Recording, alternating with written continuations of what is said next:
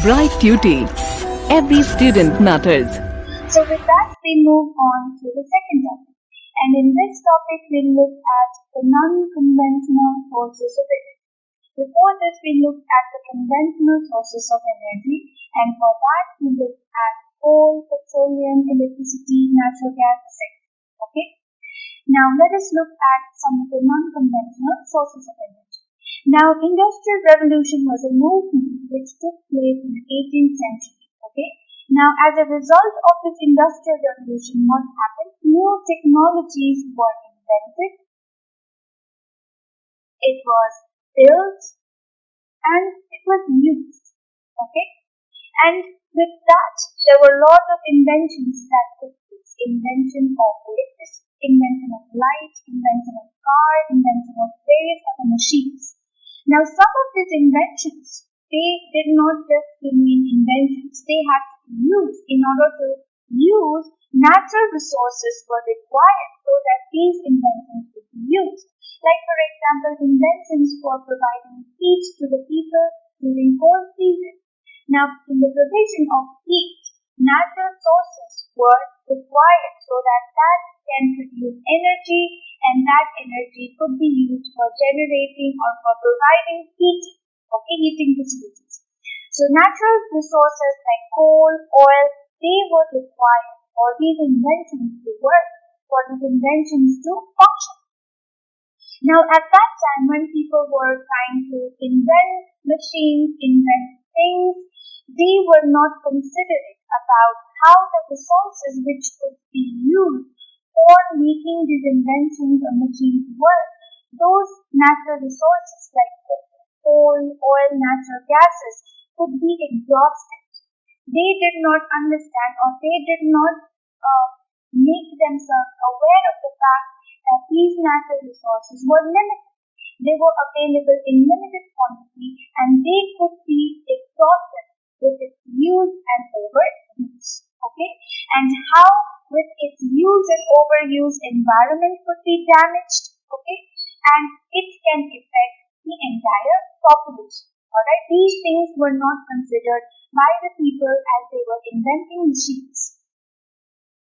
Now, with the rise of prices, with the rise of prices of some of the sources like crude oil or petroleum, natural gas, there was also some of these sources of energy.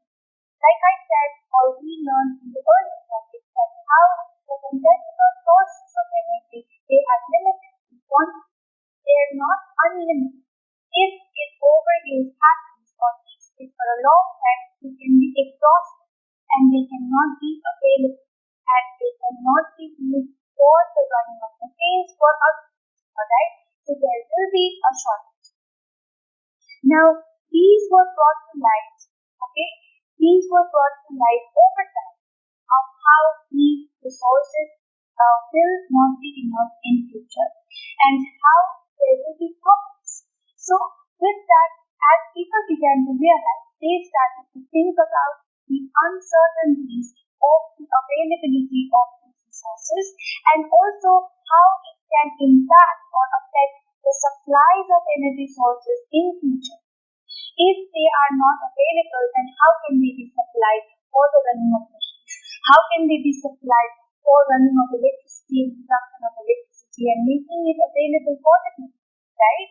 So, all these serious effects of the energy resources which were used for running of machines, which were used for functioning of the inventions, these were considered, and then people began to think of its serious effects, its results, its outcomes, and how that can also impact the growth of the national economy, because that will eventually contribute to the development of the economy of the nation, of a country, right? If certain supplies, if those supplies of energy sources are not made available in the country, then they cannot work towards its development of the economy, alright? So then, there was this need for attention to be given towards abundant renewable resources. Some of the resources which are renewable, which if exhausted can be replenished. Okay? What was this? wind, sun, tide, biomass. These are available easily. You don't have to you don't have to go deeper into the earth crust. You don't have to spend a lot of money in acquiring and obtaining them, and they're available in large quantities. Sunlight, you don't have to do anything, right? You just have to make sure that they are drawn towards the machine, collected, and then run through a procedure which then transforms the sunlight into solar energy, right? So attention of the people slowly then began to be shifted, from conventional to non-conventional sources of energy. And non-conventional sources of energy, they were wind, sun, tide, like the ocean tide, the sea tide, right? All these and biomass, all these sources of energy were finally brought into the attention of the people, because these did not damage the earth like the conventional sources of energy. These were easier to be available, easier to obtain, and they were available in large quantities, and they were renewable resources. Okay, if they were finished, if the wind was, say for example, the wind can never be over, right? But if there is less wind, then you can generate more wind, or you can draw from other parts of the country or other parts of the world, right? These are renewable. Of course, they are not unlimited, but what we are trying to say that these can be replenished if it possible.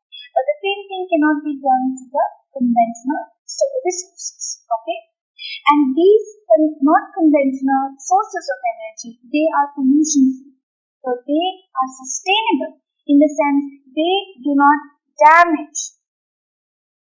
No damage is caused to the environment, and they are called clear energy because they do not harm the environment.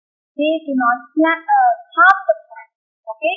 Because of that, they are called clear or clean energy. Okay? So here are some of the non-conventional sources of energy like wind power, tidal energy, solar energy, geothermal energy, biogas, etc. Alright?